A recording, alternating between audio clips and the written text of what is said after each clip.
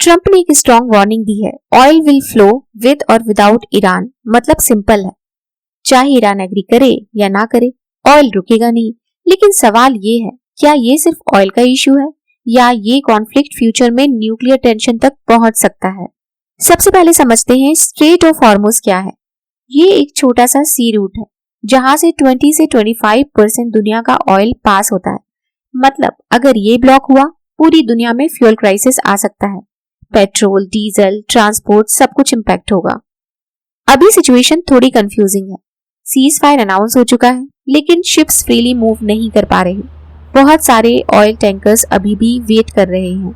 मतलब officially piece है, but ground पे टेंशंस अभी भी हाई हैं। अब आते हैं मेन पॉइंट पे। ऑयल विल फ्लो विद और विदाउट ईरान। इसका मतलब क्या है? ऑप्शन 1, यूएस प्रेशर डालेगा, ईरान को फोर्स करेगा रूट ओपन करने के लिए।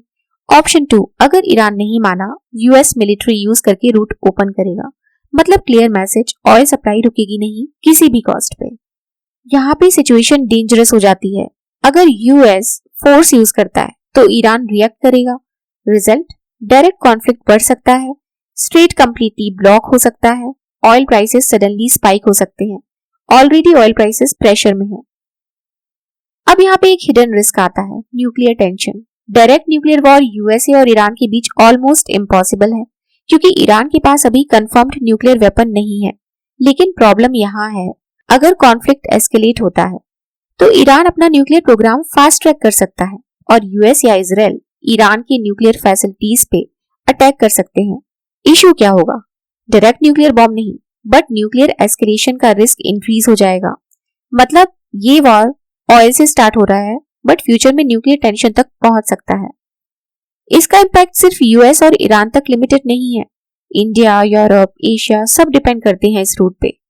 अगर डिसरप्शन हुआ, पेट्रोल प्राइस इंक्रीज होंगे, इन्फ्लेशन इंक्रीज होगा, इकोनॉमिक प्रेशर बढ़ेगा। मतलब एक छोटा सा रूट पूरी दुनिया को अफेक्ट कर सकता है। तो फाइनल ट्रुथ क्या है? ट्रंप का स्टेटमेंट सिर्फ वार्निंग नहीं है, ये एक स्ट्रेटेजिक मैसेज है। मैसेज क्लियर है, ऑयल रुकेगा नहीं, चाहे ईरान कंट्रोल करे या यूएस। लेकिन रिस्क भी क्लियर है, जितना प्रेशर बढ़ेगा उतना कॉन्फ्लिक्ट एस्केलेट होने के चांस बढ़ेंगे। अब सवाल सिर्फ ऑयल का नहीं है, अगर ये कॉन्फ्लिक्ट कंट्रोल में रहा तो सिर्फ प्राइसेस बढ़ेंगे, लेकिन अगर ये एस्केलेट हुआ तो फ्यूचर में न्यूक्लियर टेंशन भी रियलिटी बन सकती है और उस पॉइंट पे सिचुएशन किसी के कंट्रोल में नहीं रहेगी।